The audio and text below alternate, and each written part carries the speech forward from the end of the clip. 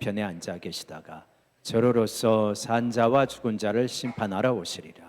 성령을 믿사오며 거룩한 공회와 성도가 서로 교통하는 것과 죄를 사하여 주시는 것과 몸이 다시 산 것과 영원히 사는 것을 믿사옵나이다.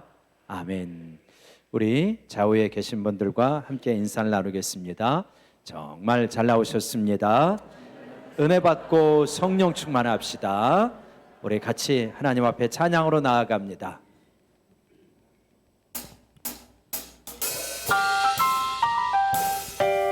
우리 박수 치며 주님께 찬양으로 나아가길 소망합니다.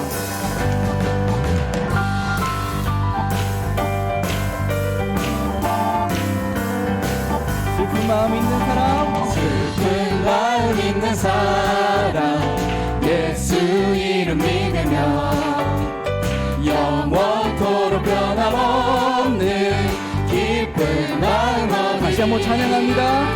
슬픈 마음 있는 사람, 예수 이름 믿으며 영원토록 변함없는 기쁜 마음 얻으리. 예수의 이름은 세상의 소망이요, 예수의 이름은 천국의 기쁨일세. 아멘. 거룩하신 주의 이름, 거룩하신 주의 이름 너의 방패 삼아라. 환난 시험 당할 때에 주께 기도 드려라. 예수의 이름은 세상의 소망이요, 예수의 이름은 천국의 기쁨일세.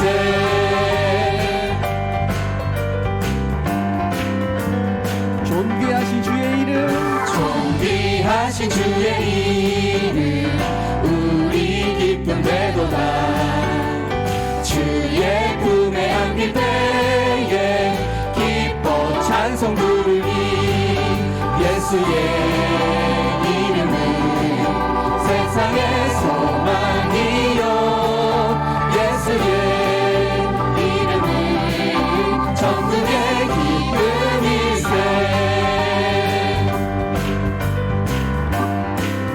우리 갈 길 다 간 후에, 우리 갈 길 다 간 후에 보좌 앞에 나가 왕의 왕께 경배하며 멸류관을 슬픈 마음 있는 사람, 슬픈 마음 있는 사람, 예수 이름 믿으며 영원토록 변함없는 기쁜 마음 얻으리.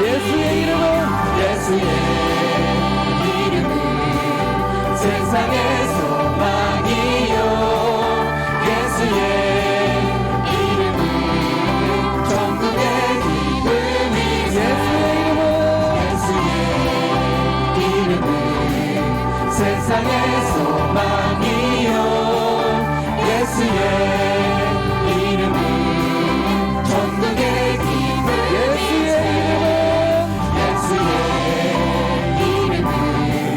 세상의 소망이요, 예수의 이름은 천국의 기쁨일세. 아멘. 푸른 마르고 꽃은 시드나 그 주님의 말씀을 영원하심을 믿습니다. 우리 다 같이 찬양하며 나아갑니다. 푸른 마르고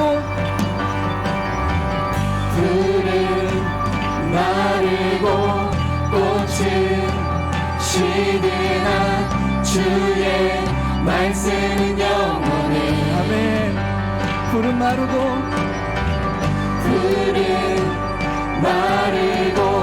꽃은 시드나 주의 말씀은 영원해.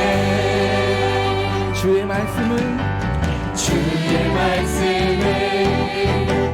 믿는 자 주의 구원을 얻으리. 주의 말씀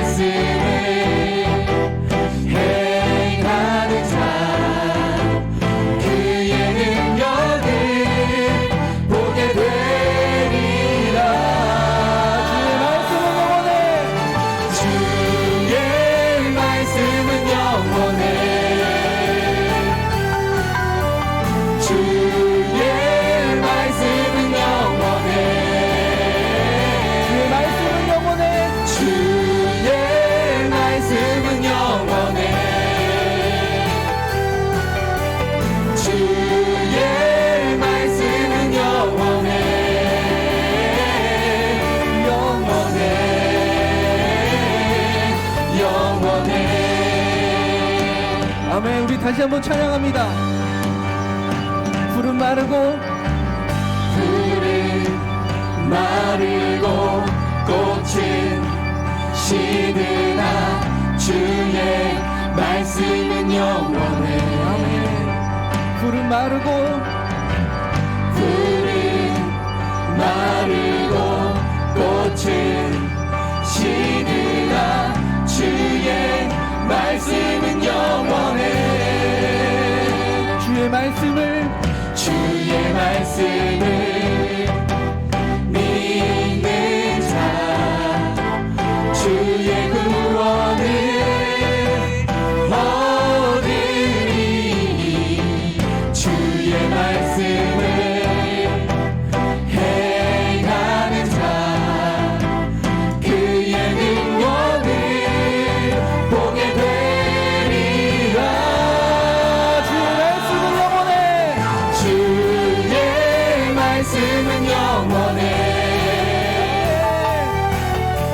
주의 말씀은 영원해. 주의 말씀은 영원해. 주의 말씀은 영원해. 주의 말씀은 영원해. 주의 말씀은 영원해.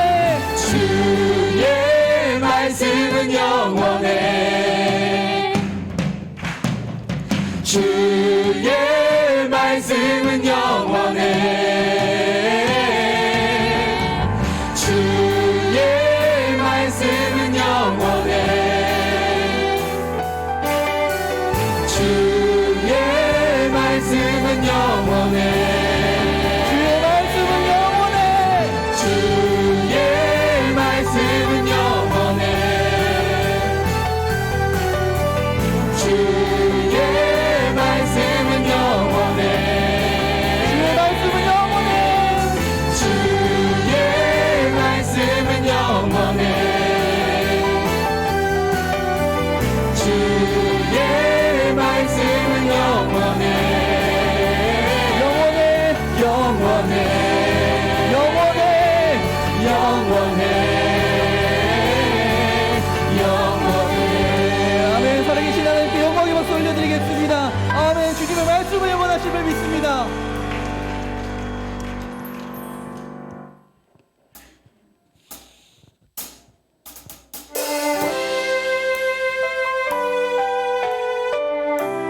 세상에 유혹 시험이 몰려올 때에도 우리 모두 다 믿음의 그 꿈으로 나아갈 길을 소망합니다.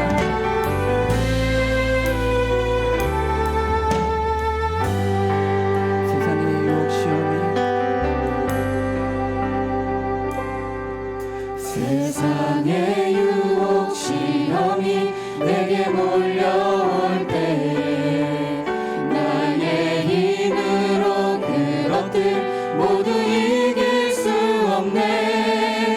거대한 폭풍 가운데 위축된 나의 영혼 어찌할 바를 몰라 헤매이고 있을 때 거짓과 속임수로 가득 찬 세상에서 어디로 갈지 몰라 머뭇거리고 있네. 공중의 권세 잡은 자 지금도 우리들을 실패와 절망으로 넘어뜨리려 하네. 주를 찬양 손을 들고 찬양. 전쟁은 하나님에 속한 것 아니니 주를 찬양 손을 들고 찬양. 전쟁은 하나님께 속한 것이니.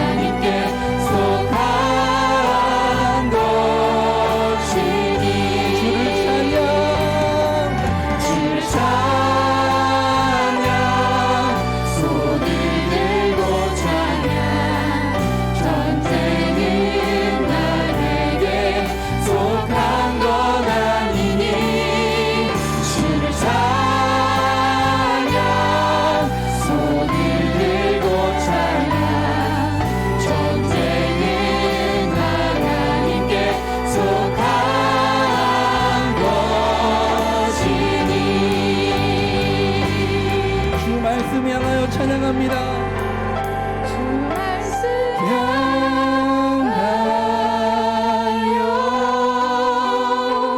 달려가리라.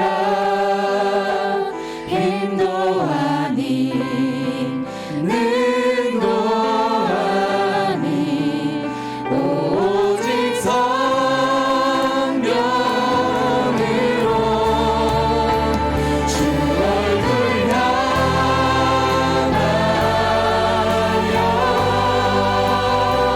달려가리라. 오주의 영광 안에 살게 하소서. 주 말씀 향하여 주 말씀 향하여 달려가리라.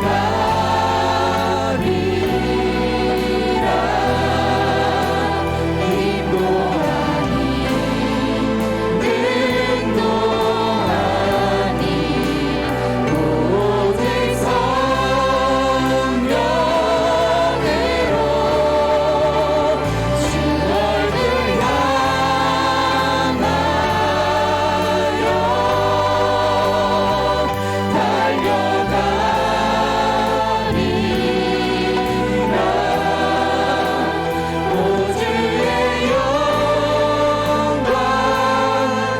오주의 영광 안에 오주의 영광 안에 오주의 영광 안에 오주의 영광 안에 살게 하소서.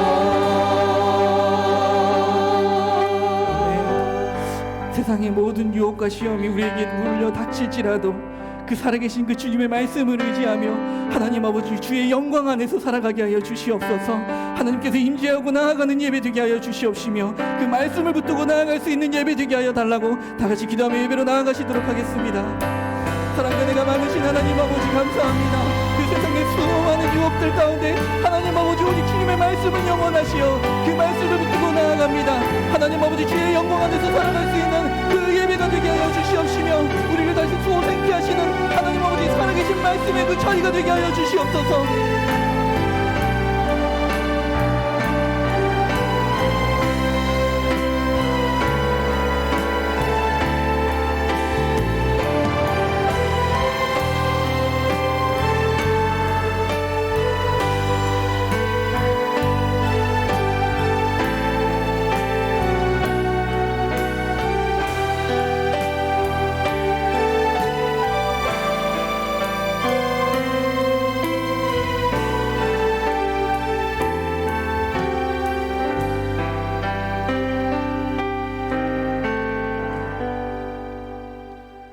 거룩하시고 전능하신 우리들의 여호와 하나님 아버지, 오늘도 저희들을 사랑하시어서 이 아름다운 주일 아침에 주님 전에 나와 우리 하나님 앞에 예배드리게 하심을 감사함을 드립니다. 국률의 하나님 아버지, 저마다 맡겨진 자리에서 한 주 동안 열심을 내어 삶을 살아내고 우리 하나님 앞에 예배드리는 이 시간에 우리의 마음이 온전하지 못하고 떳떳하지 못함을 고백합니다. 하나님을 의지하고 살아간다고 저희들이 고백을 하지만 나의 생각과 염려 속에 세상의 방법만을 구하며 살아왔습니다. 기도해야 할 때에 저희가 기도의 무릎을 꿇지 않았습니다. 말씀을 기준으로 살아간다고 저희가 다짐을 하지만 하나님의 말씀을 묵상하고 주의 뜻을 구하는 일에 열심을 다하지 못하였음을 고백하오니 우리 하나님 용서하여 주시옵소서. 우리 하나님께서는 우리의 연약함과 나약함에도 불구하고 포기하지 아니하시고 인내하시며 길을 잃고 헤매는 이 순간에도 우리의 손을 굳게 잡고 나아가시는 그 크신 하나님이심을 저희가 믿습니다. 지금의 삶이 나의 마음과 나의 뜻대로 되지 않는다 할지라도 낙심하기보다는 우리 하나님의 일하심을 믿고 의지하며 하나님의 계획하심을 기다리는 그러한 믿음을 저희가 모두 갖게 하여 주시옵소서. 하나님이 나의 편이라고 주장하기에 앞서 내가 하나님께 속하여 있는지를 먼저 돌아보게 하시고 매일의 삶을 성실하게 살아나가는 우리 모든 성도 되게 하여 주시옵소서. 하나님, 이제 작년 수련회가 6월 5일부터 이틀간 진행을 하게 됩니다. 정말 하나님을 기쁘게 찬양하며 서로가 서로를 알아가며 이 공동체가 나눔과 소통의 시간이 되게 하여 주시옵소서. 또한 우리 주일학교, 여름성경학교와 또한 수련회, 이러한 것들이 준비되고 있는 기간이 되겠습니다. 미래 세대의 신앙을 이끌어 가시는 우리 교육자분들과 우리 선생님들에게 우리 하나님의 크신 은혜를 더욱 내려주시고 지치지 않게 하여 주시며 어린 영혼들을 잘 양육할 수 있는 지혜와 능력을 더욱 허락하여 주시옵소서. 필리핀 단기 선교를 위하여 저희가 준비를 하고 있습니다.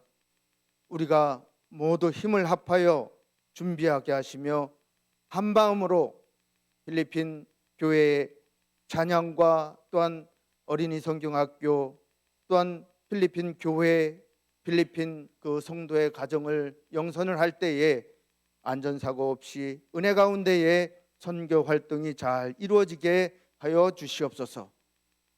육신의 질병과 물질로 인하여 고통받고 또한 인간관계와 믿음의 고난으로 시험받고 어려워하는 모든 성도들을 기억하여 주시고 저희들을 잡아주시고 이들의 기도와 간구를 속히 이루어 주시고 응답하여 주심으로 저희에게 큰 하나님의 은총이 내려지게 하여 주시옵소서. 오늘도 말씀 전하실 우리 사자 목사님을 기억하시고 영육간의 강건함을 허락하여 주시고 성령으로 충만케 하심으로 이 어렵고 참으로 혼란한 이 시대에 진리의 말씀만 전파하게 하여 주시고 또한 올바른 길로 이끌어 가시는 주의 사자 목사님 되게 하여 주시옵소서. 오늘도 우리 하나님께서 주시는 평강이 우리 모든 성도 가정마다 충만케 하시기를 간절히 바라오며 모든 말씀 예수님의 이름으로 기도드립니다. 아멘.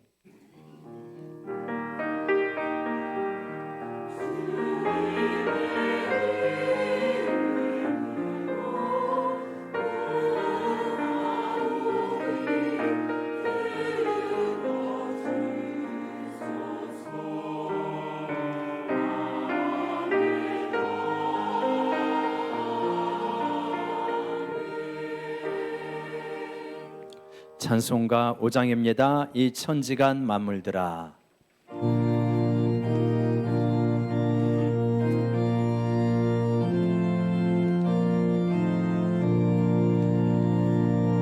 이 천지간 만물들아 복 주시는 주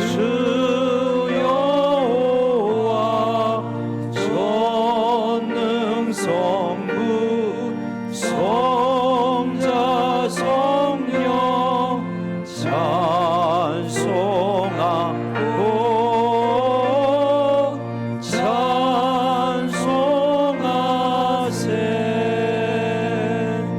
아멘. 하나님 말씀은 잠언 22장 1절부터 6절의 말씀입니다. 구약성경 934페이지 잠언 22장 1절부터 6절의 말씀 한 절씩 교독하겠습니다. 많은 재물보다 명예를 택할 것이요 은이나 금보다 은총을 더욱 택할 것이니라.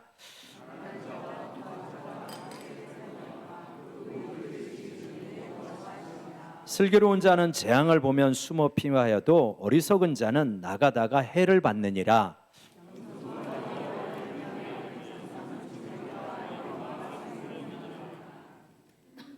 패역한 자의 길에는 가시와 올무가 있거니와 영혼을 지키는 자는 이를 멀리하느니라.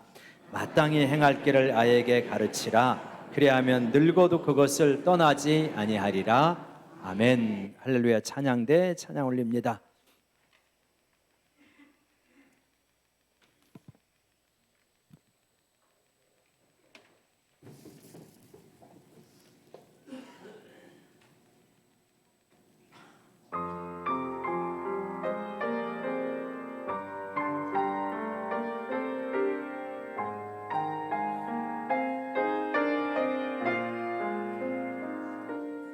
날마다 숨 쉬는 순간마다 내 앞에 어려운 일 보내 주님 앞에 이 몸을 맡길 때 슬픔 없네 두려움 없네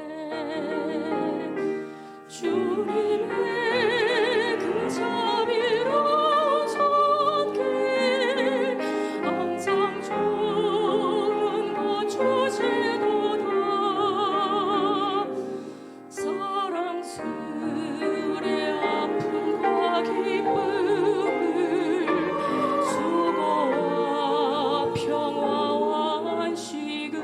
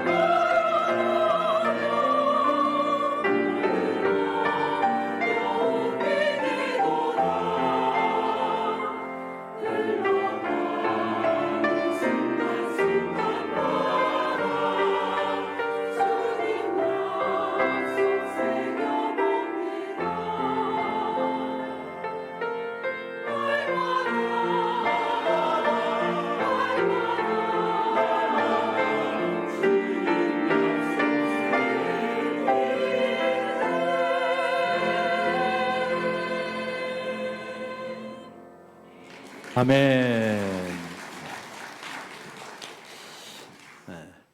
혹시 그 우리 주보에 이러한 이게 간지가 들어가 있는데 다 있으시죠?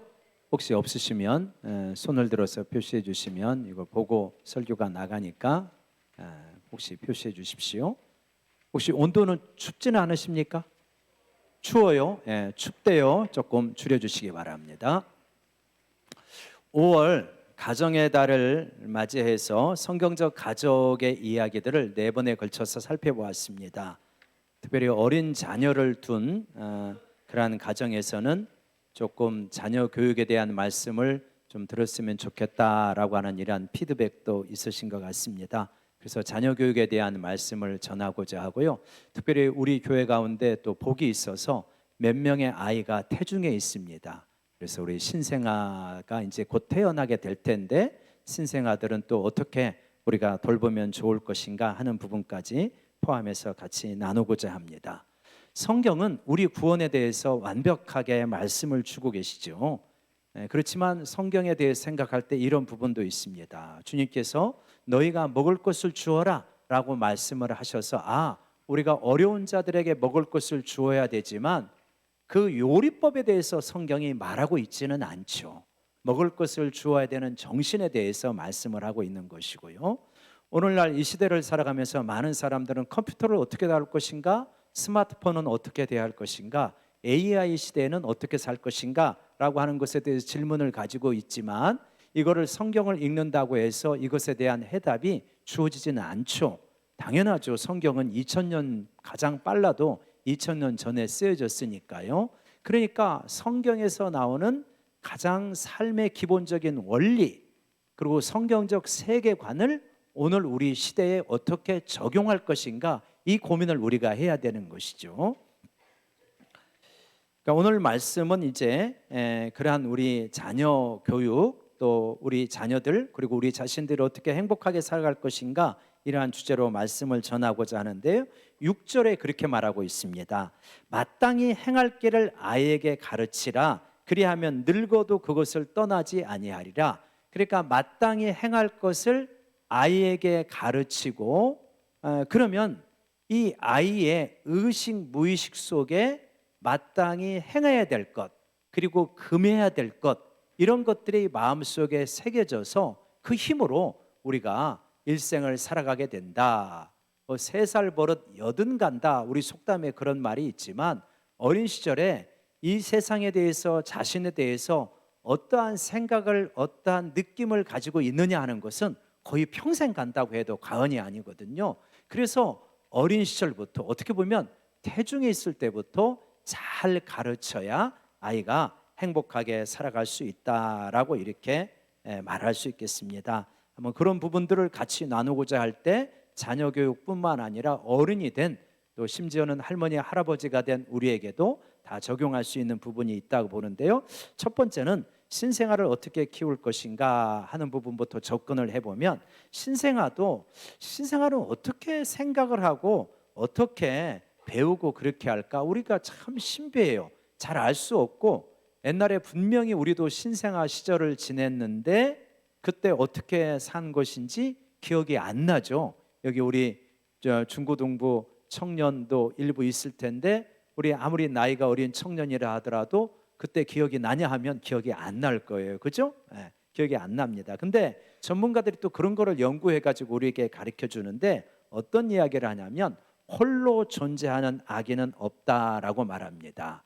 그러니까 혼자서 살 수 있는 아이는 아무도 없어요. 엄마가 됐던 할머니가 됐던 아버지가 됐던 누군가가 함께 있는 것이죠. 하나님께서는 아이에게도 본능을 주시고 엄마에게도 본능을 주셨습니다. 참 놀라워요. 그래서 아무리 철부지 엄마라 할지라도 아이가 태어나면 모성이라는 게 작동을 해가지고 아이가 어린 시절에 모성적인 몰두를 하게 된다고 합니다. 기가 막힌 거죠. 그래서 아이를 정말 놀랍게 잘 키우는 거예요. 그러니까 보통의 엄마면 되는 거예요. 그러니까 보통의 사랑 있는 엄마, 그러니까 비교적 괜찮은 엄마이면 아이는 알아서 잘 키울 수 있게 된다.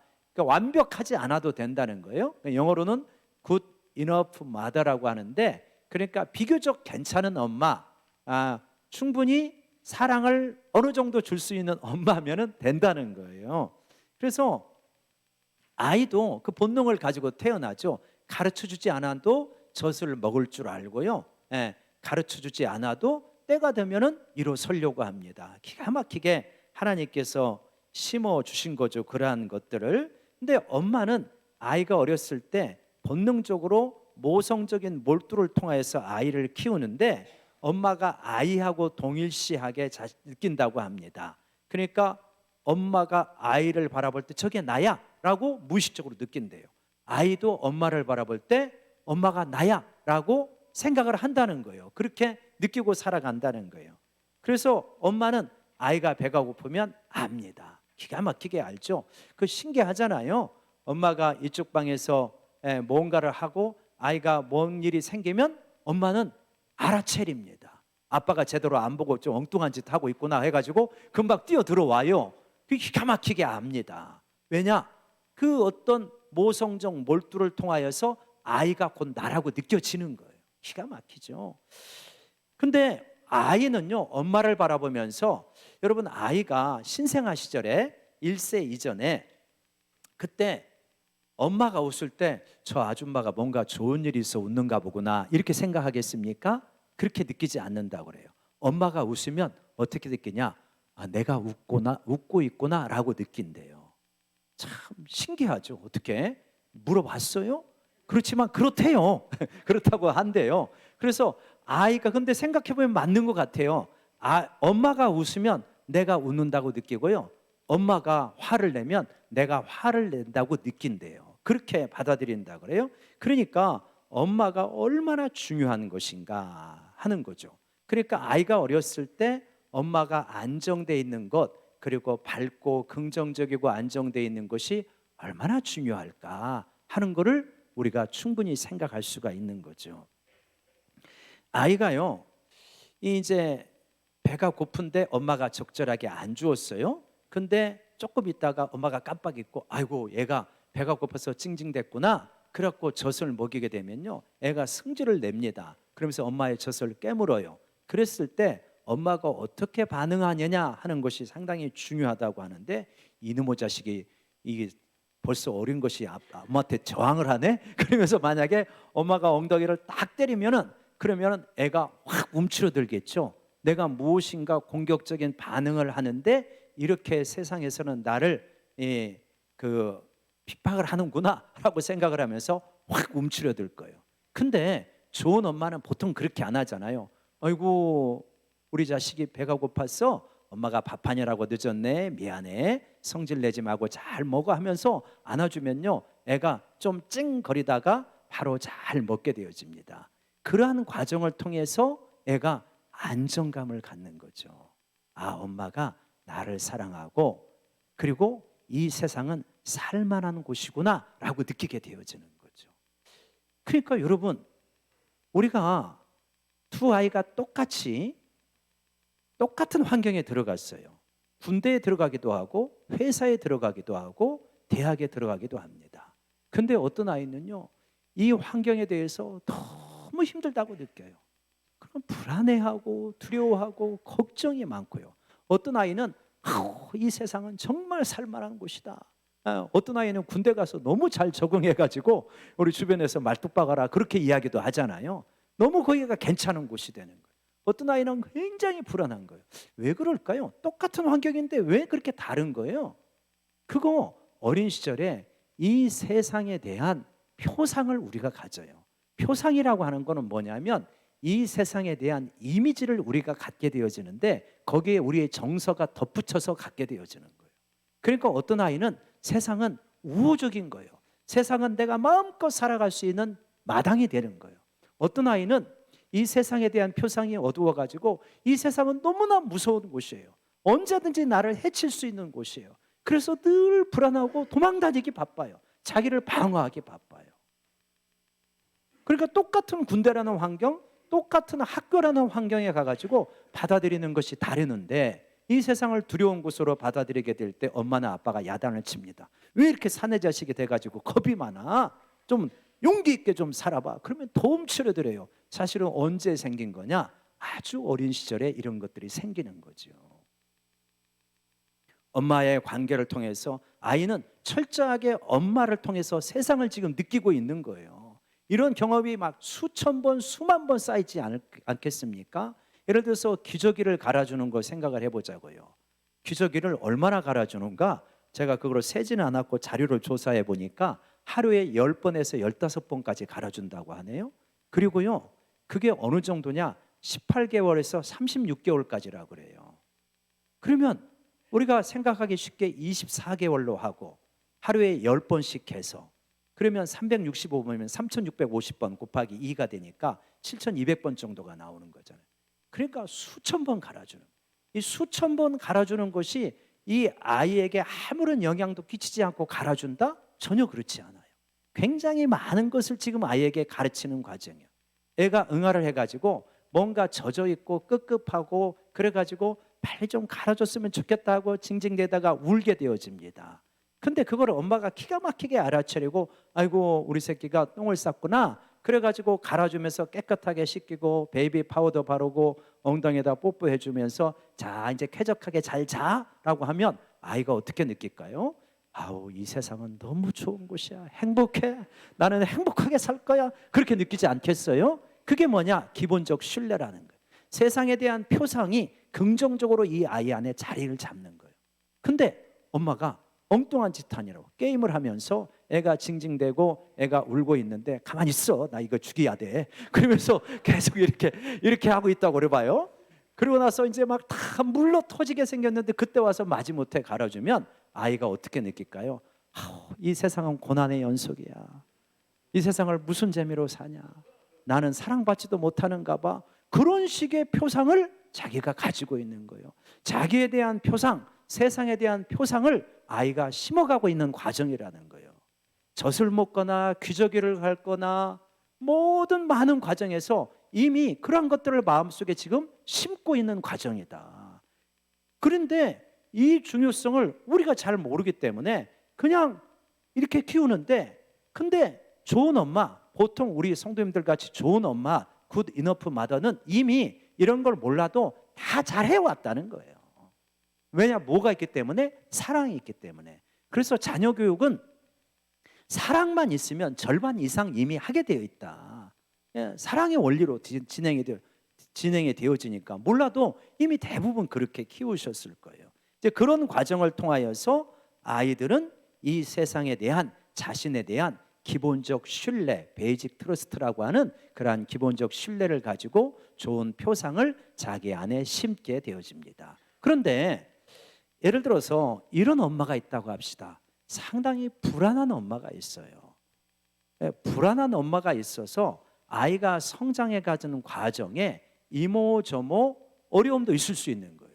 애가 일어서서 걸으려고 할 때 얼마나 여러 번 넘어지겠습니까? 근데 불안한 엄마는 그걸 못 봐요. 어이구 안 돼. 그래갖고 넘어지기 전에 잡아주고 넘어지면 큰일 나는 것처럼 생각합니다.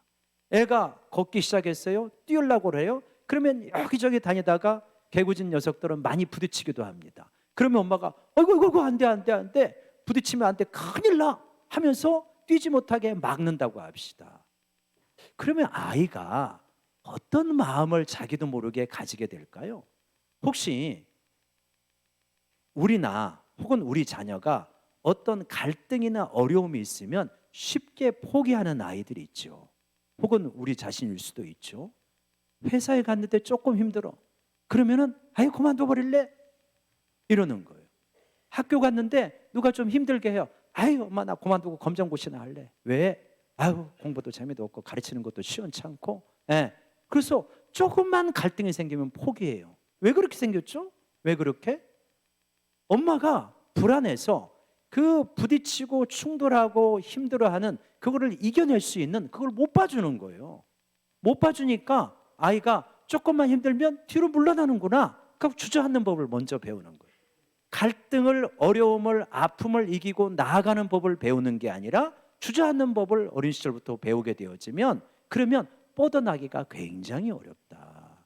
그래서 여러분 아이의 성장 단계에 잘 맞게 엄마는 그 시행착오와 실수와 좌절과 이런 거를 이겨낼 수 있도록 좀 든든하게 견뎌주는 엄마가 필요하다. 우리 자녀가 좀 실패하더라도 잘 견뎌줄 수 있는 우리 부모님 되시기를 바랍니다. 그러면 아이가 이제 힘이 있어요. 그래가지고 어떤 어려움이 있어도 아유 회사 생활은 어떠냐? 아이 힘들지요. 힘들긴 하지만 세상에 쉬운 게 어디가 있겠어요. 참아야죠. 이런 마음을 갖게 되는 거죠. 근데 조금 그렇지 않은 아이는 아우 자기도 모르게 사표 내고 뛰어나와 버리는 거예요. 조금 힘든 거를 못 견뎌요. 그래서 우리 엄마들 가운데 혹시 엄마 아빠 가운데 불안함이 많은 분들은 내가 먼저 내 불안은 내 자녀에게 전염될 가능성이 굉장히 많습니다. 그렇기 때문에 우리 베드로전서에 있는 것처럼 너희 모든 불안을 주께 맡겨라. 이는 저가 너희를 권고하심이라. 여러분의 불안과 두려움을 주님께 맡기고 주님께서 우리를 이끌어 가시는 것을 늘 경험하시기를 바랍니다. 이제 그렇게 되면 아이가 편안하게 담대하게 도전하면서 나아가는 거죠. 그래서 여러분, 이 아이는 철저하게 자기에 대한 생각, 세상에 대한 생각, 제가 그걸 표상이라고 말했는데 자기에 대한 표상, 세상에 대한 표상을 스스로 만들어가지 않아요. 철저하게 주 양육자를 통해서 만들어갑니다. 주 양육자는 주로 엄마가 되어지는 거죠. 그래서 엄마가 너무너무 중요하다. 아이에게 많은 교육과 많은 재산을 남겨주는 것보다 더 중요한 것은 세상과 자기에 대한 표상을 건강하게 가지고 살아갈 수 있도록 하는 게 무엇보다도 중요하다. 그래서 제가 할 수만 있으면, 우리 이제 태중에 몇몇의 아이들이 있고 신생아도 있고 그러는데, 정말 할 수만 있으면 최소한 3년 정도, 그것도 안 되면 1년 6개월 정도, 정말 그것도 어렵다고 하면 1년 정도는 주 양육자가 엄마가 되어서 잘 키워주는 게 너무너무 필요하다. 그렇게 되어졌을 때 우리 아이에게는 이 세상 그 무엇도 줄 수 없는 그러한 건강한 이러한 마음의 구조와 틀을 가지고 우리 자녀가 살아갈 수 있으리라 믿습니다. 그렇게 되어줄 수 있도록 아빠도 돈을 잘 벌고, 그래서 사랑을 해야 그렇게 되는 거죠. 그래야 우리 아이를 건강하게 잘 키울 수가 있다. 두 번째로, 우리 자녀가 조금 자라면서 진짜 중요한 건 뭐냐면 자존감이 건강하고 자존감이 있는 아이로 키워야 된다. 이 자존감에 대한 부분은 우리 한국인으로서 이민 가서 이제 미국의 하버드 대학교 거기 교수로 있는 조세핀 김이라고 하는 교수님이 한국에 와서 이 자존감에 대한 강의도 하고 책도 내고 그렇게 됐는데, 그 부분에 이제 많이 나타나 있는데요. 자존감이라고 하는 것은 뭐냐면 내가 자기 가치감 플러스 자신감이에요. 자기 가치감이라고 하는 것은 뭐냐면 내가 다른 이들에게 사랑을 받을 만한 존재다라고 하는 가치감이에요. 자기 가치감이 있어야 돼요. 그리고 또 뭐냐면 자신감이에요. 내게 주어진 공부, 숙제, 일을 내가 감당할 수 있다는 자신감. 이 자기 가치감과 자신감이 합해진 게 자존감이죠. 이 자존감이 건강하게 자리를 잡고 있다면 이 아이는 학교를 가든 회사를 가든 군대를 가든 유학을 가든 어디 가든지 잘 지내게 될 거예요. 그러나 아무리 환경을 좋게 만들어준다 할지라도, 설사 인류대학에 간다 할지라도 자존감이 형편없으면 굉장히 고단한 인생을 살아갈 수밖에 없다라고 하는 거예요. 그래서 조세핀 김은 이 하버드에 온 많은 한국 학생들을 면담을 하고 대화를 하면서 이 아이들이 공부는 굉장히 잘하지만 자존감이 약한 아이들을 많이 발견했다 그래요. 그러면서 왜 하버드까지 온 한국의 아이들이 자존감이 약할까? 반대로 하버드에 온 많은 미국의 학생들은 공부도 잘하지만 자존감이 굉장히 높다는 것을 발견했대요. 이 차이가 어디서 나는가라고 하는 것을 생각을 하면서 결국 하버드 대학 생활에서 한국의 학생들이 하버드에 갔다가 결국 이제 유급되는 경우도 굉장히 많다고 하거든요. 왜 어디에서 그렇게 차이가 났을까라고 이렇게 생각을 하면서 이 한국의 학생들과 미국의 학생들과 대화하면서 비교하면서 너희들은 어떤 이야기를 많이 들었니? 라고 했을 때 한국의 학생들은 그 지역이 한국이든 미국이든 싱가포르이든 유럽이든 어디에 있든 간에 부모로부터 공부 열심히 해라 이 얘기를 많이 들었다고 합니다. 공부 열심히 하라는 이야기를 가장 많이 들었다고 하고, 미국의 아이들한테는 무슨 얘기를 가장 많이 들었냐라고 했을 때 다 괜찮을 거야 이야기를 많이 들었다고 그래요. 그래서 everything is going to be okay, 모든 게 괜찮아질 거야. 언제? 시험에서 안 좋은 성적을 받았을 때, 대회에 나갔는데 예선에서 떨어졌을 때, 친구 관계에서 상처를 입었을 때, 혹은 왕따가 되었을 때, 그랬을 때 이 부모들이 그러한 아이를 격려하면서 모든 것이 다 잘 될 거야 이 얘기를 굉장히 많이 들었다 그래요. 그러면서 그 외에 들었던 이야기도 네가 가지고 있는 것에 늘 감사해라, 너는 귀중한 보배이다, 우리 가족을 위해서 열심히 일하는 아빠에게 잘 돼야 된다, 너는 항상 엄마를 공경해라, 이런 이야기를 많이 들었다 그래요. 우리가 우리 자녀들에게 꼭 가르쳐야 될 것, 아빠를 존경하고 엄마를 소중히 여기는 거 가르치는 거는 굉장히 성경적인 가르침입니다. 이 마음을 갖게 될 때 아이가 건강하게 잘 키우는 것이지, 아빠를 무시하고 엄마를 경시하게 되면 결코 건강한 아이로 자라날 수 없는 것이죠. 아무튼 우리 자존감에 있어서 여러 가지 실패도 있고 좌절도 있고 실망스러움도 있을 때, 그렇지만 그걸로 낙심하지 아니하고 얼마든지 잘 돼갈 거야, 다 괜찮아질 거야 라고 하는 항상 긍정적인 뭔가 소망을 주는 이런 이야기를 많이 하는 우리 가족들이 되시기를 바랍니다. 그런 가운데 아이가 내가 잘할 수 있겠구나, 괜찮아지겠구나, 이런 거를 하는 거죠. 특별히 이 부분에 있어서 자존감과 연관해 가지고 비교에 대한 이야기도 많이 하는데요. 우리 많은 사람들은 비교하면서 불행해지잖아요. 우리가 이 땅을 살면서 계속 순위 매기는 것에 너무나 익숙해져 있다 보니까, 그러니까 대학교도 비교하죠, 직장도 비교하죠, 직장 내에서 연봉도 비교하죠, 차도 비교하죠, 나중에 자녀 대학교 들어간 것도 비교하죠, 며느리 비교하죠, 사위 비교하죠, 손주 비교하죠. 끊임없이 비교하면서 살아요. 끊임없이 순위 매기면서 살아요. 그러니까 끊임없이 순위를 매기면서 살아가는 사람이 행복하게 살아갈 수 있다, 자존감 가지고 살아갈 수 있다, 쉽지 않습니다. 어려운 거예요. 성경은 뭐라고 말하고 있냐? 성경은 요한복음 마지막 장면에서 베드로가 네가 이제는 젊은 날에는 네 마음대로 다녔지만 사람들이 너를 띠띠우면서 끌어갈 것이다 라고 했더니 베드로가 그때 즉각적으로 이야기했잖아요. 그러면 요한은 어떻게 되겠습니까? 그러니까 예수님이 그러잖아요. 요한은 내가 올 때까지 살려둔다 할지라도 그게 무슨 상관이냐? 너는 너의 길을 가라, 그렇게 말합니다. 무슨 말이냐? 주님께서는 베드로가 가야 될 길이 있고 요한이 가야 될 길이 있다, 이거를 왜 비교하느냐, 이 말씀을 하시는 거거든요. 우리의 삶도 마찬가지다. 내가 살아야 될 삶이 있고 다른 사람이 살아야 될 삶이 있는데, 우리는 끊임없이 비교하는 세상의 문화에 젖어 있어가지고 예수를 믿음에도 불구하고 많은 것들을 비교하면서 스스로 하나님이 주시는 존엄함을 놓치고 있다. 그래서 여러분, 내가 누구입니까? 하나님의 형상으로 지음받은 소중한 존재이기 때문에 내 인생 자체로 하나님 앞에 소중함을 느끼며 불필요한 비교를 하지 않고 나의 사명의 길을 걸어갈 수 있기를 간절히 원합니다. 우리 자녀도 마찬가지죠. 우리 자녀들을 비교시키면서 우리 자녀들은 자존감이 떨어지기 시작하는 거예요. 엄친 그런 것들을 하면서 옆에 아이를 봐라 굉장히 싫어하게 되어집니다. 그 아이에게 주신 은사가 있고 그 아이에게 주신 달란트가 있고 기회가 있고 경험이 있고 사명의 길이 있습니다. 하나님이 너를 사랑해, 독생자 예수 그리스도를 내주실 정도로 너를 사랑해. 그러니 너는 하나님께 부르신 부름의 길, 너에게 주신 은사와 달란트를 가지고 네가 열정을 쏟을 수 있는 길을 걸어가라. 그게 너의 인생이다. 하나님 앞에서 그 인생을 살면 그것이 복된 인생이다. 굳이 엉뚱한 사람들하고 비교하지 말라. 너는 너의 길을 가라 라고 부모가 견뎌주고 밀어주고 지지해준다면 아이들이 얼마나 자존감을 가지고 살아갈 수 있겠습니까? 그래서 우리의 자녀들에게 줄 수 있는 최고의 유산이 있다면 뭐냐? 그것은 바로 자존감이라고 하는 유산이다. 여러분, 자존감 가지고 살아가면요 인생에 행복합니다. 인류대 다니고 좋은 기업을 다닌다 할지라도요 나는 못났다는 생각을 가지고 살아가는 사람이 많아요. 그러면 행복할 수가 없습니다.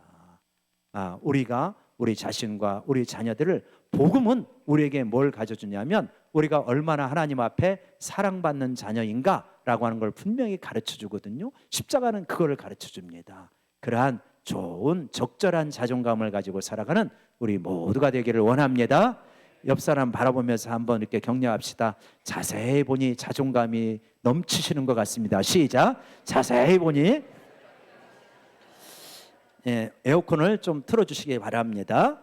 자, 그러면 세 번째, 이런 자녀들이 행복하게 삽니다. 이런 부분 한 7가지 정도로 이렇게 했는데요. 한번 저를 같이 따라서 해주시면 감사하겠습니다. 제가 1 하면 읽어주십시오. 1.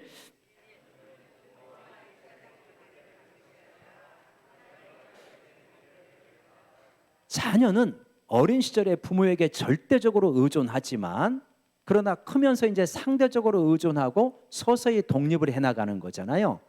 근데 우리 부모들이 잘못 생각하면 자녀가 나와 1차적인 관계를 갖는다고 생각하기 쉬운데 이거는 굉장히 잘못된 것이다.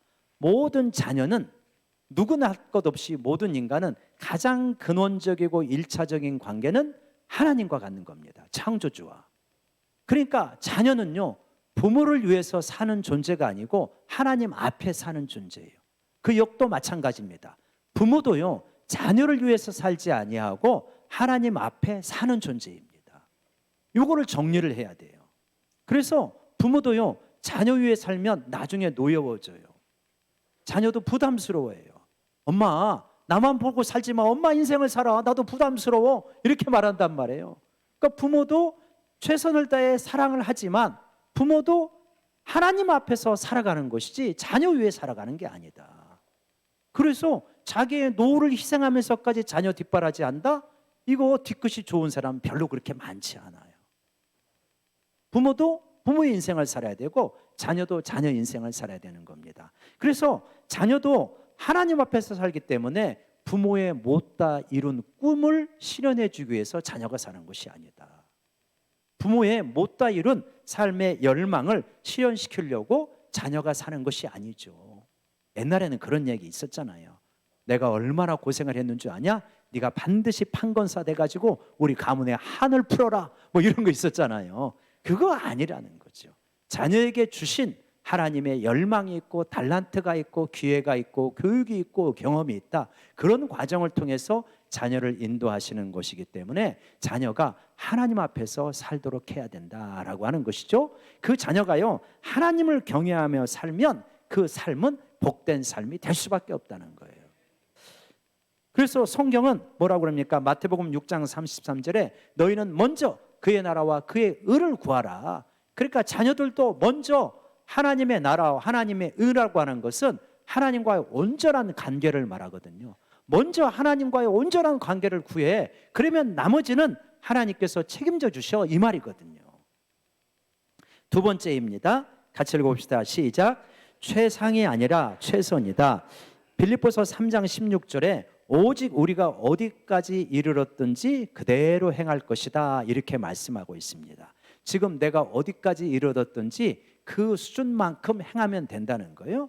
성경은 우리가 최상이 되어야 된다고 말하는 구절이 한 구절도 없어요. 생각해 보시면, 그죠? 이 세상이 자꾸 우리한테 1등이 돼야 된다고 말하는 거지 성경은 우리한테 1등이 되라고 말하는 구절이 없어요. 그러니까 이 시대의 가치관을 거부하고 우리는 우리에게 주신 사명의 길을 힘있게 가면 된다. 우리가 부모가 자녀에 대해서 기대가 없으면 도전이 없고 교육이 없기 때문에 성장하지 않습니다. 그러나 기대가 너무 과하게 되어지면 그 기대가 자녀를 주름지게 만들어버려요. 인생에 불행하다고 느끼는 많은 사람들은 자기가 도달하려고 하는 위치와 현재 위치의 차이가 커지면 커질수록 불행하다고 느낄 가능성이 많거든요. 그래서 적절한 기대를 갖도록 해야지 최상에 대한 기대를 갖게 되어지면 거기에 도달할 수 있는 사람이 몇 사람이나 되겠습니까? 언론은, 대중문화는 최상에 도달한 사람들을 부각시키니까 자꾸 그런 이야기를 하게 되는데 우리 성경은 뭐라고 그러냐면 최상이 아니라 네가 살 수 있는 너의 최선의 삶을 살아가. 그러면 너의 경주를 하고 내 앞에 오는 것이다 라고 하나님이 말씀하시는 거거든요. 그래서 불필요한 경쟁, 불필요한 비교가 아니라 하나님께서 내게 부르신 그 길을 걸어갈 수 있도록 하는 거, 그것이 복된 인생이다 하는 것을 보여주는 것입니다. 그래서 우리가 자녀에게 최선을 구하는 것이 아니라 최선의 삶을 다했느냐. 우리 자녀가 시험을 본다든지 또는 어떤 일을 한다든지 직장 생활을 한다든지 했을 때 너 승진이 왜 이렇게 늦냐라고 하는 거라고 하기보다는 네가 너에게 주어진 그 기회에서 하나님 앞에서 최선을 다했느냐, 그거를 물어보게 된다면 자꾸 그 길을 가게 되는 거죠. 그리고 최선을 다하면 이상하게 우리 마음속에는 자부심이 있습니다. 그러면서 하나님 앞에 살아갈 수 있는 그러한 삶이 되어지는 거죠. 세 번째입니다. 같이 읽어봅시다. 시작. 아이가 권위를 인정하도록 키워야 된다. 로마서 13장 1절에 각 사람은 위에 있는 권세들에게 복종해라. 권세는 하나님으로부터 내려온 것이다 라고 이렇게 말씀을 하고 있습니다. 우리 자녀가요, 개인주의 시대를, 굉장히 극도의 개인주의 시대를 살아간다 할지라도 꼭 가르쳐야 될 것이 있다. 그게 뭐냐? 권위를 존중하는 법을 배워야 된다. 우리 자녀가 회사에 갔는데 상사의 권위를 인정을 안 해. 그러면요, 직장 생활하기 어렵습니다. 아무리 개인주의 시대라 할지라도. 군대에 갔을 때는 또 상관의 권위를 존중해야 되는 거죠. 학교에 가면은 선생님의 권위, 대학교에 가면 교수님의 권위를 존중하고 일반적인 삶의 영역에서는 전문가의 권위를 존중해야 되는 거죠. 그러면은 시행착오를 많이 하지 아니하고 그 부분에 있어서 배울 걸 빨리 습득하면서 나아갈 수 있는데, 어떤 사람들은 권위를 무시하는 게 습관이 되어 있어요. 권위를 자꾸만 무시하게 되면 어떻게 되어집니까? 그러면 결국은 도태하게 되어 있어요. 그래서 성경에서도 위에 있는 권위를 존중하라, 잠언에서도 부모님의 권위, 스승의 권위에 존중하라는 말씀을 여러 군데에서 하고 있습니다. 그래서 우리 자녀가 자꾸 이제 어린 시절에 또 이렇게 튀고도 싶고 또 거역하고도 싶고 그래가지고 선생님의 거역하기도 하고 막 담탱이라고 하기도 하고 막 그러잖아요. 그랬을 때 야단을 치면서 선생님의 권위를 네가 존중해야 된다. 가가지고 주일학교 선생님의 권위를 존중하고 전도사님의 말씀에 순종해야 된다. 이런 것들을 잘 배우게 되면요, 애가 잘못되지가 않습니다. 빨리 성장할 수 있는 거예요. 그래서 권위를 존중하도록 가르쳐야 된다는 거죠. 4번입니다. 같이 읽겠습니다. 긍정적인 태도를 가지고 낯선 세계로 나가야 된다. 여러분, 긍정적인 태도를 가지고 낯선 세계로 나가도록 도와야 되고 자극해야 되고 기회를 줘야 됩니다. 도전할 수 있고요, 모험을 할 수 있어야 되죠. 아이가 적절하게 됐을 때 적절하게 자라면 혼자 버스 타고 가는 법 훈련시켜야 되죠. 조금 지나면요, 혼자서 지방 가는 법, 조금 더 크면 혼자서 비행기 타고 나갈 수 있는 거, 이런 것들을 훈련할 수 있도록 해야 된다. 만약에 도전하지 않는다면 어떻게 살겠습니까? 언제까지 부모가 품 안에서 다 키우고 해줄 수 있겠어요? 이게 할 수 없는 거예요. 적절한 때 스스로 독립해서 나가는 훈련들을 자꾸만 시켜야 된다. 우리 자녀들이 어린 것 같지만 작년 겨울에 우리 사이판에 이 비전 스쿨에 우리 아이들이 갔다 왔는데, 우리가 볼 때는 터무니없이 초등학생이니까 어리지만 가가지고 어떻게 삽니까? 못 견딜 것 같아도요, 잘만 견딥니다. 아이들은 순발력이 있고 적응력이 있기 때문에 어려운 환경에 가도 금방 적응하거든요. 그러니까 그런 환경 속에서 훈련을 받고 교육을 받고 그러면서 뭔가 혼자서 잘 해나갈 수 있는 능력을 키워나가는 거죠. 엄마가 늘 품에서만 불안불안해가지고 키우면요, 애가 적응력이 떨어집니다. 새로운 환경에 적응을 못하고요, 도전을 못하게 돼요. 도전하지 않고 이룰 수 있는 것은 아무것도 없다.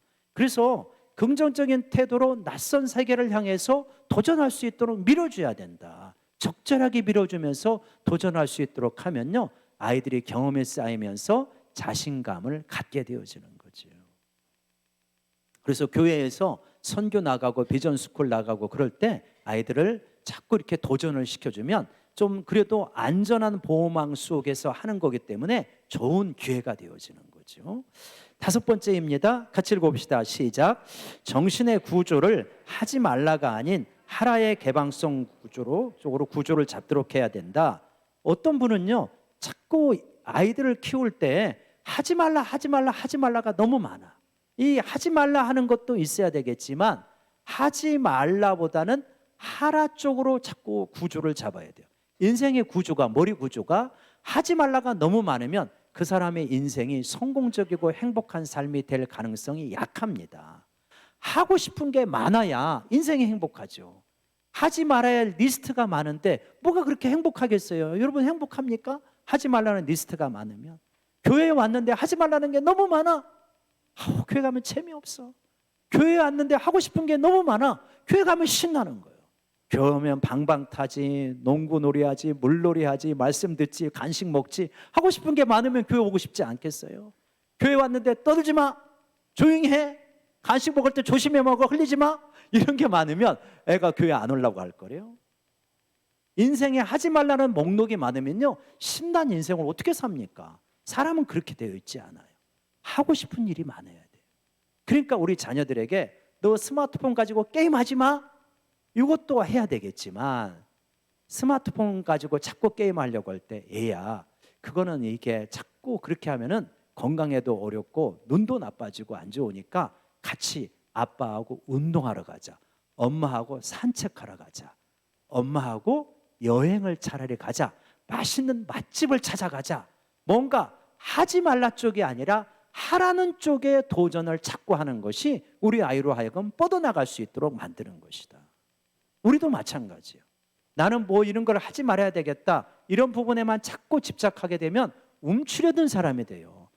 뭔가 이거를 대체할 수 있는 하고 싶은 거를 해야 되겠다. 스마트폰을 자꾸 유튜브를 보는 것보다는 운동을 해야 되겠다. 헬스를 해야 되겠다. 좋은 기독교 탐방을 해야 되겠다. 이런 식의 하라 쪽이 많은 것이 훨씬 우리의 삶을 도전적이고 풍성하게 만드는 것이다.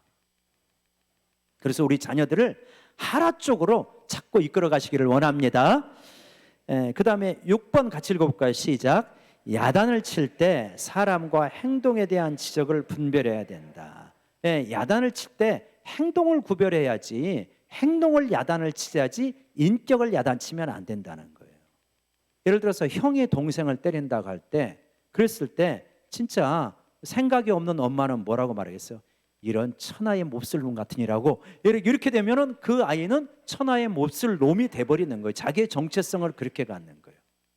너는 참 좋은 아이인데 이 행동은 정말 잘못된 것이다. 행동을 구별을 해야죠. 행동을. 그리고 동생을 때리는 것은 나쁜 일이다. 옛날에 시골에서는 그런 이야기도 많이 했어요. 저런 못난 놈. 그러면 진짜 그 아이는 못난 놈이 되는 거예요. 너는 왜 거짓말을 했니? 거짓말은 나쁜 거야. 너는 참 좋은 아이인데 거짓말하는 거는 정말 나쁜 행동이야. 이런 건 절대 해서는 안 돼. 그렇게 반복됐다. 너는 이거에 대해서 책벌을 받아야 되겠구나. 뭐 그렇게 해야 되는 거죠.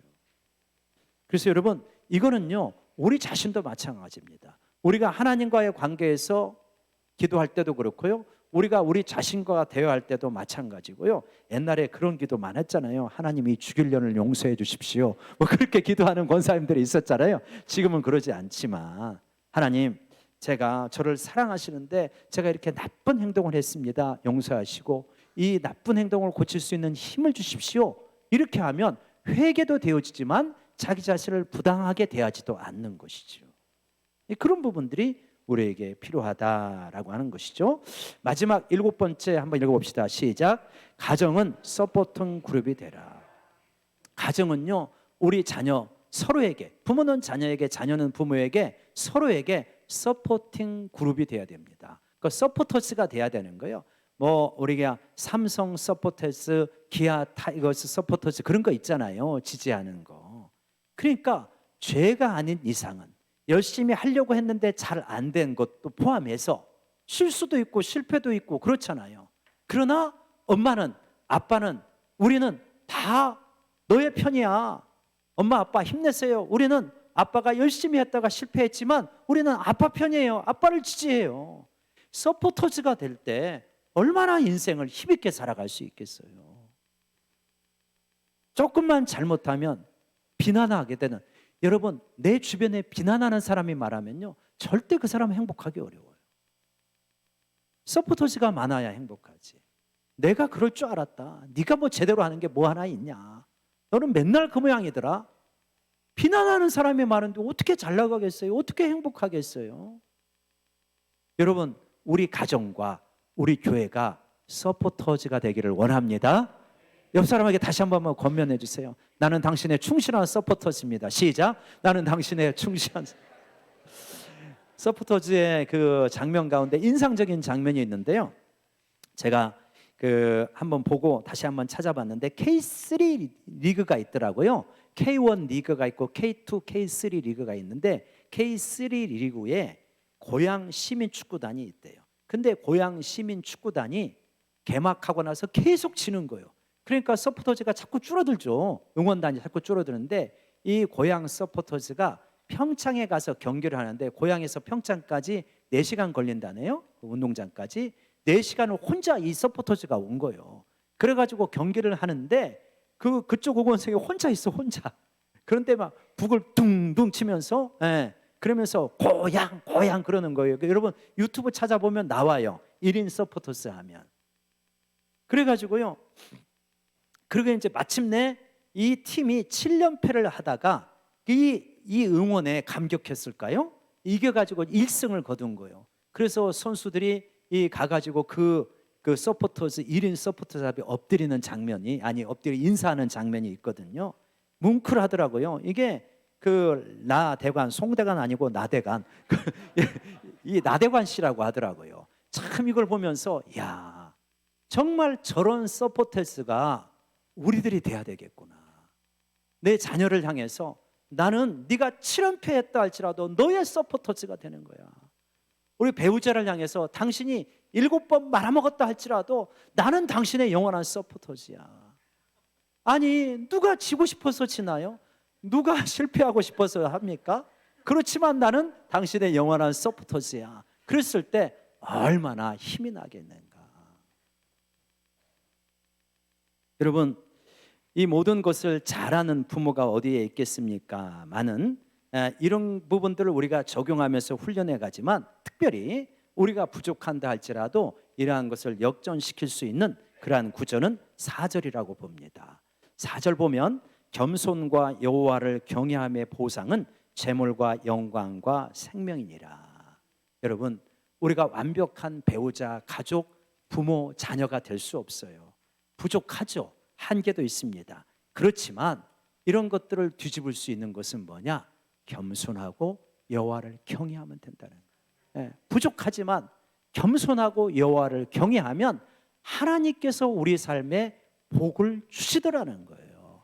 저의 인생을 봐도 그렇고 여러 성도님들의 삶을 봐도 그렇고 진짜 겸손하고 하나님을 잘 신뢰하면서 따르려고 할 때 하나님께서 재물과 영광과 생명을 주시더라.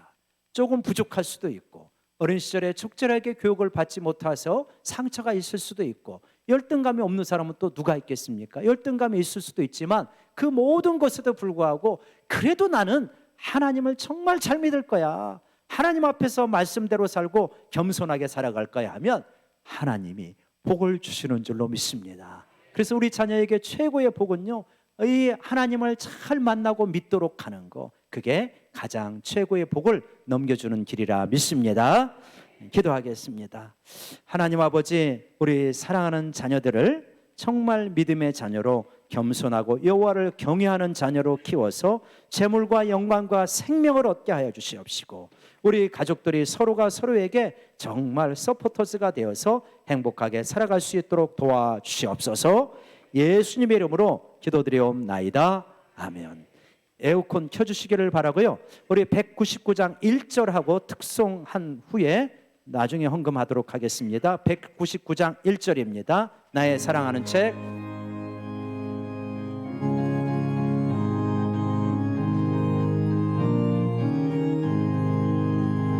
나의 사랑하는 채 비록 헤어졌으나 어머니의 무릎 위에 앉아서 재미있게 듣던 말 그때 일을 지금도 내가 잊지 않고 기억합니다.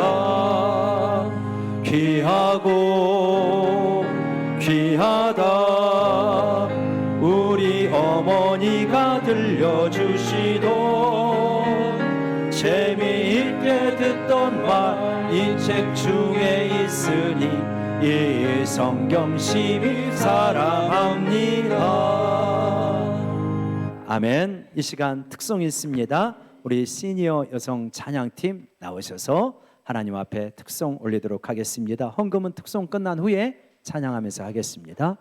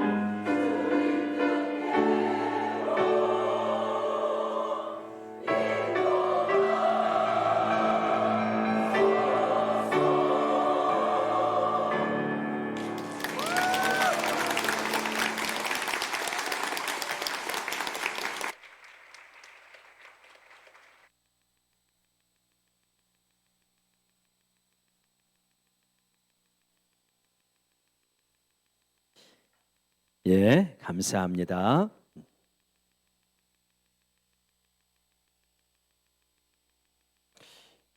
우리 광고 먼저 드리겠습니다. 우리 작년 수양회가 6월 5일, 6일 있게 되어지는데 시간 수요일 날 7시 반부터 진행되고요. 식사는 우리 게시판에 나와 있는 것처럼 구역 혹은 구역 플러스 구역으로 진행되니까 참고해 주시기 바라고요. 6월 5일, 6일 힐링 캠프 원활하게 진행할 수 있도록 공동체 활동이라든가 레크레이션 그런 시간이 있는데 혹시 집에서 그렇게 좀 그렇게 선물로 같이 나눌 수 있는 것 있으면 물품 후원을 받겠습니다. 뭐 집에서 예를 들어서 까지 않은 뭐 비타민이라든지 혹은 양말이라든가 홍삼이나 뭐 그런 거 있잖아요. 그런 거 있으면 갖다 주시면 우리가 잘 사용하도록 하겠습니다. 6월 5일, 6일 날 힐링 캠프 관계로 우리가 5일 날 저녁 늦게까지 이제 캠프파이어 하고 그러기 때문에 6일 날 목요일 날 새벽 기도는 아침 7시에 월사 기도회처럼 7시에 하도록 하겠습니다. 혹이라도 착오 없으시고 그렇게 해주시길 바라고요. 그래서 아침 먹고 식사 이렇게 콘프레이크라든가 그런 걸로 하고 또 이제 우리 9시부터 진행하는 그런 순서가 되겠습니다. 참고해 주시고요. 필리핀 선교 앞두고 선교팀이 주일 오후 예배 후에 기도 모임으로 모이고요. 특별히 필리핀 선교 요하여서 필요한 부분들이 여러 가지가 있는데 신디가 없어서 신디를 우리가 좀 갖다 드리고 또 볼풀 수영장, 월풀 수영장이라고도 하는데 그거하고 음향 장비 이런 것들을 우리가 이제 가서 설치하고 드리고 특별히 이제 그렇게 하고자 하는데 저희의 예산도 있지만 우리들이 한번 필리핀 선교를 위하여서 헌신을 하는 그러한 시간을 갖고자 합니다. 그래서 기도하는 가운데 하나님 주신 감동대로 6월 16일 날 주일에 2주 후가 되겠습니다. 헌금하고자 합니다. 도와주시면 감사하겠습니다. 평택시 인권 조례 우리가 서명할 수 있는 부분들 서명해 주시기를 부탁드립니다. 우리 찬송가 199장 2절부터 찬양하면서 우리 예물 드리고 또 기도하고 축도로 마칩니다. 찬송가 199장입니다. 2절입니다.